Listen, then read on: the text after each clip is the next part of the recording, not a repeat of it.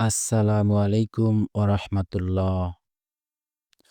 বিশ্বের যা কিছু মহান সৃষ্টি চিরকল্যাণকর, অর্ধেক তার করিয়াছে নারী, অর্ধেক তার নর। পুরুষের সফলতার পেছনে নারীর অবদান অনেক গভীর ও গুরুত্বপূর্ণ।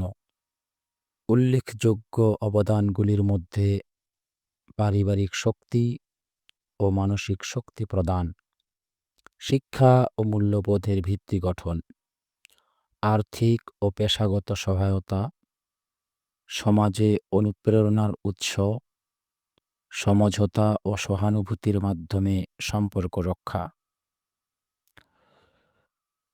থাইল্যান্ডের এক কুমির খামারে একটি মাল্টিন্যাশনাল কোম্পানির পিকনিক চলছিল। আয়োজন চমৎকার আর সবাই খুব উপভোগ করছিল। আনন্দ, হাসি ঠাট্টা আর কিছুটা খেয়ালিপনায় কেটে যাচ্ছিল সময়।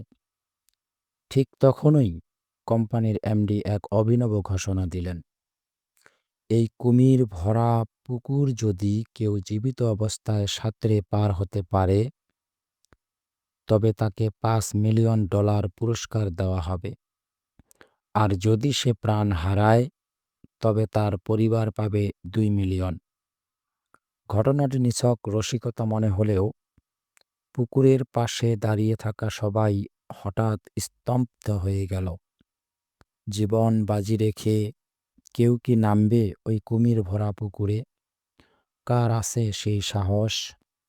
দীর্ঘক্ষণ কেটে গেলেও কেউই এগিয়ে এলো না। কিন্তু হঠাৎই একজন পুকুরে ঝাঁপিয়ে পড়ল। পেছন থেকে সবাই বিস্ময় আর আতঙ্কে চিৎকার করে উঠল। মনে হচ্ছিল এই বুঝি কুমিরের চোয়ালে ছিন্ন ভিন্ন হয়ে যাবে লোকটির দেহ। এ যে স্বেচ্ছায় নিশ্চিত মৃত্যুকে আলিঙ্গন করে নেওয়া।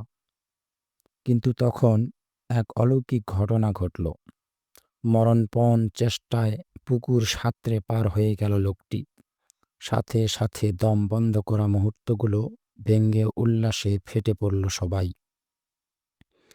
কোম্পানির এমডি নিজে এগিয়ে এসে $5 মিলিয়ন চেক লোকটির হাতে তুলে দিলেন। কলিগরা পিঠ চাপড়ে অভিনন্দন জানাতে লাগলো। সবাই বিজয়ীকে প্রশংসায় ভাসাচ্ছে। কিন্তু সেই সাহসী কর্মচারী তখনও দিশেহারা। হাঁপাতে হাঁপাতে বলে উঠল, আমি জানতে চাই আমাকে পেছন থেকে কে ধাক্কা দিয়েছিল।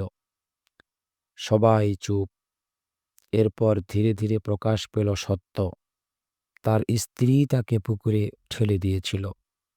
সেদিন থেকেই জন্ম নিয়েছিল সেই চিরন্তন প্রবাদটি, প্রত্যেক সফল পুরুষের পিছনে একজন নারীর হাত থাকে।